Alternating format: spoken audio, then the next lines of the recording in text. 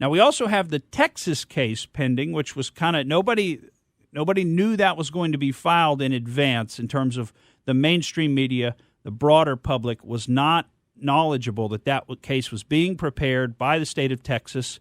And that case presented some really interesting issues because, this is important. When one state wants to sue another state for something, the only court that they can go to is the Supreme Court. And that's a case of what's called original jurisdiction, which means the Supreme Court would be acting not as an appellate court, ruling on how some lower trial court in one of the states, a district court, has ruled on something, but instead actually acting as the original court, the trial court.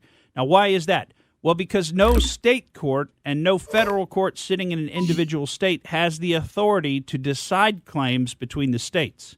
So you always have to go to a higher authority. So, in other words, the Supreme Court of Florida can't order some other state around. It can only do things within the state of Florida.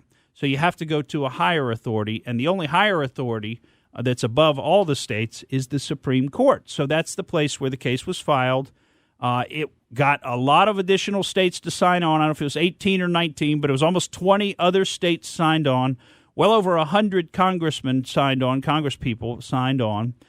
The president moved to intervene and filed a very compelling brief on that, moved to intervene in the case. And, we got something from the Supreme Court, a little bit surprising, I think. But Friday evening, about 6:30 p.m., which, what a time to bury this. 6:30 p.m. on Friday, they came out and just ruled, again, without much explanation, that they were not taking the case, which almost seems impossible because where then do states get to go? Where is the relief? If the Supreme Court won't take a case with one state suing another state or states, then where do you go for the relief? There is no place to go other than the Supreme Court. And that is what Justice Thomas and Justice Alito, who both filed a dissent on this decision not to take the case, that's what they said. We have to take a case. We can't not take a case when it's between two states, one state suing another state. That invokes our original jurisdiction, and we absolutely have to take that case. So they didn't say how they would have decided the case, but the Supreme Court should have taken the case. So that was a big disappointment at the end of the week last week.